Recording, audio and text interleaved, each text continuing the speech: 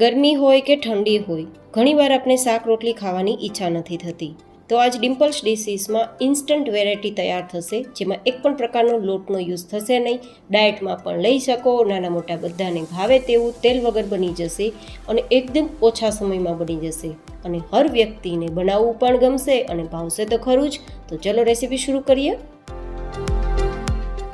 તો જેમના માટે સૌથી પહેલાં આપણે વેરાયટી તૈયાર કરવા 1 કપ જેટલા મમરા લઈશું. મમરા છે તે એકદમ પાચનમાં હળવા હોય છે, જેથી વેરાયટી એકદમ હલકી ફૂલકી થશે અને ખાવામાં પણ ખૂબ મજા આવશે. હવે મમરાને આપણે પહેલાં ધોઈ લેશું અને ધોયા બાદ એક્સ્ટ્રા પાણી કાઢી પછી ફરીથી પાણી ઉમેરી તેને આપણે થોડીવાર માટે પલળવા છોડી દઈશું. તો મેં પહેલાં મમરાને ધોઈ પાણી કાઢી ફરીથી થોડું પાણી ઉમેરી અને આ રીતે હું હવે તેને સોફ્ટ થવા માટે રાખી દઈશ. માત્ર 5 મિનિટ આ રીતે પલળશે ને તો મમરા એકદમ સોફ્ટ થઈ જશે.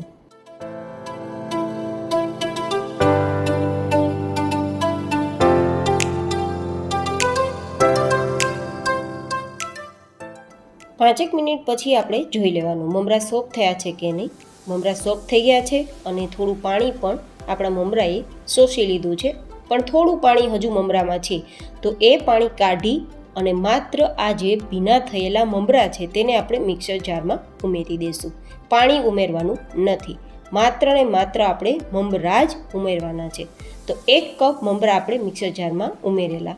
હવે સાથે અડધાથી પોણા કપ જેટલો આપણે રવો ઉમેરશું. તમે અહીંયા ચોખાનો લોટ પણ ઉપયોગમાં લઈ શકો છો, પણ રવો છે તે એકદમ દાણેદાર વેરાયટીને બનાવશે અને ખાવામાં પણ ખૂબ મજા આવશે અને હલકી ફૂલકી વેરાયટી તૈયાર થશે. સાથે અડધી નાની ચમચી જેટલું નમક અને 1/4 કપ જેટલી છાશ ઉમેરશું. અહીંયા છાશનું પ્રમાણ ઓછું રાખશું, જરૂર લાગશે તો ફરી ઉમેરશું અને ગ્રાઇન્ડ કરી એક આપણે બેટર તૈયાર કરી લઈશું. આ રીતે પરફેક્ટ કન્સિસ્ટન્સીવાળું આપણું બેટર તૈયાર છે. હવે આપણે ફર્મેન્ટેશન માટે અહીંયા ઈનોનો ઉપયોગ કરશું. તમે ખાવાના સોડા પણ ઉપયોગમાં લઈ શકો છો, પણ હું અહીંયા 1 પેકેટ ઈનો ઉમેરું છું આટલી વેરાયટી તૈયાર કરવા માટે. અને સાથે 1 ચમચી જેટલું વિનેગર. તમે અહીંયા લીંબુના રસનો ઉપયોગ કરી શકો છો. આ વેરાયટી બનાવવી પણ સરળ છે, ખાવામાં મજા પણ આવશે, તેલ વગર બનશે. શાક રોટલી ખાવાની ઈચ્છા ના હોય ત્યારે પણ બનાવી શકો અને પીઝા બર્ગરને ભૂલી જાઓ તેવી વેરાયટી રહેશે.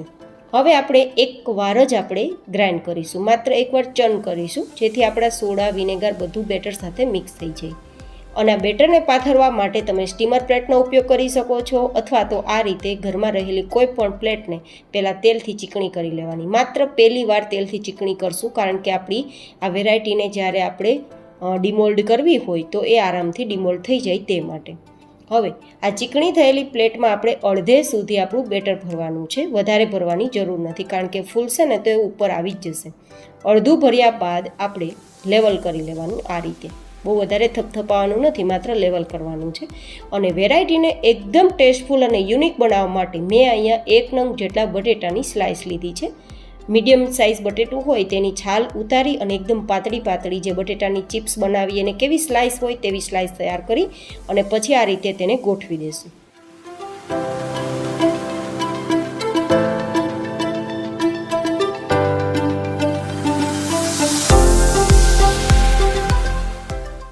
અને હવે મેં એ જ રીતે 1 નંગ જેટલા ટમેટાની આ રીતે પાતળી સ્લાઇસ તૈયાર કરી લીધી છે. ટમેટામાં વધારે પાણી હોય તો પાણીને કાઢી અને પછી તેની સ્લાઇસનો ઉપયોગ કરવો. એટલે કે વચ્ચેનો જે ભાગ હોય ને પાણીવાળો તે વધારે હોય તો કાઢી પછી આ રીતે સ્લાઇસ કરવી અને પછી આ રીતે એરેન્જ કરી થોડા હું મરચાંના ટુકડા, જેથી વેરાયટી થોડી સ્પાઇસી બને, અને થોડા લીલા ધાણા.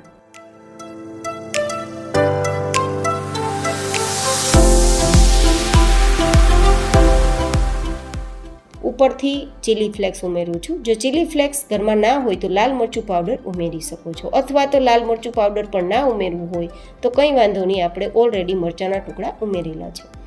ઓરેગાનો થોડું સ્પ્રિંકલ કરી દઉં છું, જેથી આ વેરાયટીમાં થોડો આપણે પીઝાનો પણ ટેસ્ટ મળે. અને થોડો ચાટ મસાલા. ચાટ મસાલા ઉમેરવાથી થોડી વેરાયટી આપણી ચાટ ડીશ ખાતા હોય ને તેવો પણ ટેસ્ટ આપશે. એટલે એકદમ યુનિક રેસીપી છે. ન ઢોકળા છે, ન પીઝા છે, ન ચાટ ડીશ છે. એકદમ યુનિક ટેસ્ટ અને એકદમ યુનિક રીતે બનાવેલી આ વેરાયટી છે. તો હવે આ વેરાયટીને આપણે એકદમ ઉકળતા પાણીની ઉપર કોઈ આ રીતે કાણાવાળી પ્લેટ રાખી અને પછી તેના ઉપર આ પ્લેટને આપણે બાફવા માટે છોડી દઈશું, લગભગ 5-7 મિનિટ માટે.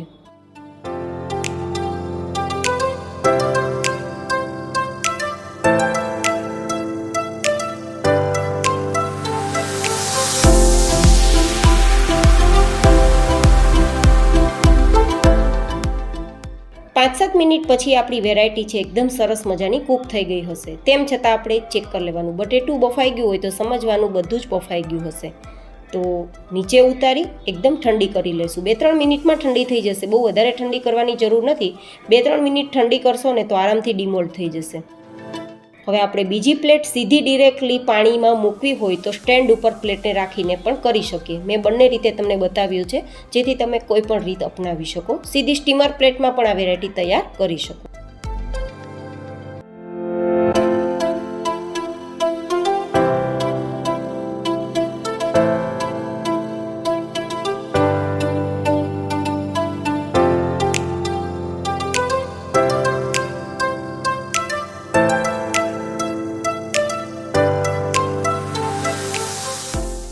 હવે આપણી જે પ્લેટ છે તે 2-3 મિનિટ પછી થોડી ઠંડી થઈ ગઈ છે તો કટ લગાવી અને પછી આપણે તેને ટોમેટો કેચઅપ સાથે સર્વ કરીશું. દહીં કે ચા સાથે પણ મજા આવે તેવી વેરાયટી છે. આ વેરાયટી બનાવો તો કેવી લાગી મને જરૂર તમારા ફીડબેક શેર કરજો. ફરી મળીશું નવી જ હેલ્ધી એન્ડ ઇન્ટરેસ્ટિંગ રેસીપી સાથે. ત્યાં સુધી stay healthy, stay happy, take care.